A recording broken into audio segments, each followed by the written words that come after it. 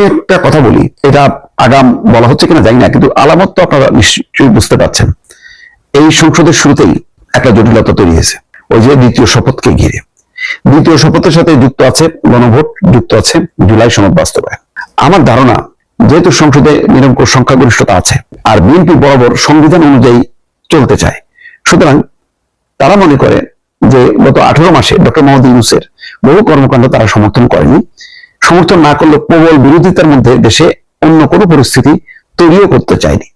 তারা চেয়েছে ছলে বলে কলে কৌশলে যেভাবে হোক না কেন নির্বাচনটা আদায় করা, কারণ নির্বাচন হলে বিএনপির জয় সুনিশ্চিত এবং সেটা বিএনপি দৃঢ়ভাবে বিশ্বাস করে। এবং এই বিশ্বাসের একটা বাস্তবতাও আমরা দেখা গেল। বেগম খালেদা জিয়ার মৃত্যু হওয়ার পরও বিএনপি এক চুল এদিক সেদিক নড়ে যায়নি, অর্থাৎ একেবারে বসে যায়নি। অনেকে বলছিল যে বেগম জিয়া মৃত্যুর সাথে সাথে বিএনপিও শেষ, কিন্তু সেখান থেকে যে আবার ধ্বংসস্তূপ থেকে নতুন করে জন্ম নেবে এবং আরো শক্তিশালী রূপে, সেটা অনেকে কল্পনা করতে পারেনি। তারেক রহমান একেবারে এসেই বাজিমাত, 2 মাসের মাথায় ভোটার হওয়া, বাংলাদেশের এমপি হওয়া, প্রধানমন্ত্রী হওয়া, এতগুলো অর্জন এত অল্প সময়ের মধ্যে আর কেউ করেছেন কিনা আমি বাংলাদেশের ইতিহাসে আমি এটা দেখছি না। অন্যদিকে দেখেন, শুরু থেকেই তারেক রহমান চিরাচরিত রাজনীতির যে চর্চা সেটা বাদ দিয়ে তিনি ভিন্ন আঙ্গিকে মঞ্চের এক পাশ থেকে আরেক পাশ হেঁটে হেঁটে তিনি বক্তব্য দিয়েছেন, মানুষের সাথে এক ধরনের কথোপকথন করেছেন। এর মধ্যে দিয়ে একটা অন্য ধরনের একটা নতুন রাজনীতির বার্তা দিলেন। তারপর নির্বাচন হলো, নির্বাচনের নিরঙ্কুশ সংখ্যাগরিষ্ঠতা। সামনে বিপদটা কিন্তু আছে। সেই বিপদটা কি? ওই যে দ্বিতীয় শপথ।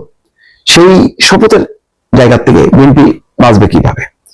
আমার এখনো বিশ্বাস হয় সম্ভবত, যেহেতু সংসদে তাদের নিরঙ্কুশ সংখ্যাগরিষ্ঠতা আছে, এই গণভোট বাতিল হয়ে যাবে। এই জুলাই সনদ বলে কোনো সনদ থাকবে না। তাহলে কি হবে? তাহলে কি জুলাই চেতনার সাথে বিশ্বাসঘাতকতা করা হবে? মোটেও না। বিএনপির 31 দফার মধ্যেই আছে ক্ষমতার ভারসাম্য। বিএনপির 31 দফার মধ্যেই আছে রাষ্ট্রপতি এবং প্রধানমন্ত্রীর মধ্যে ক্ষমতার ভারসাম্য, প্রধানমন্ত্রীর মেয়াদ নির্ধারণ করা, উচ্চ কক্ষ নিম্ন কক্ষ নির্দিষ্ট করা এবং একই সঙ্গে তত্ত্বাবধায়ক সরকার ব্যবস্থা প্রবর্তন করা। এই 4-5টা ধাপ যদি বিএনপি এই সংসদে নিয়ে আসতে পারে, তাহলে মানুষ কিন্তু ওই জুলাই সনদ, সংস্কার, এগুলি সব ভুলে যাবে। বিএনপি সম্ভবত সেই পথে হাঁটছে।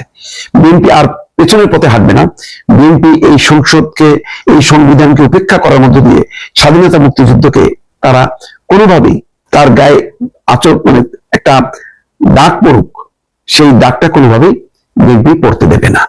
কারণ বাংলাদেশের এখন মুক্তিযুদ্ধ স্বাধীনতার যে মূল ধারাটা, সেই মূল ধারাটা এগিয়ে নিয়ে আর প্রত্যয় ব্যক্ত করেছে বিএনপি। বিএনপি আওয়ামী লীগকে আর এই সুযোগ দেবে না, নিজেরাই এই পতাকা বহন করবে।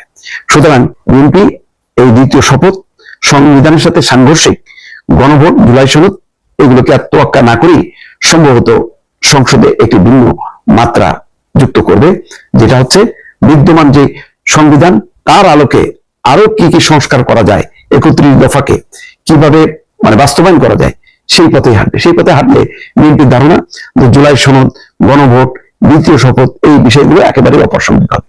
হয়তো সেদিকেই যেতে পারে, আমার এটা বিশ্বাস। দেখা যাক সামনে কি হয়।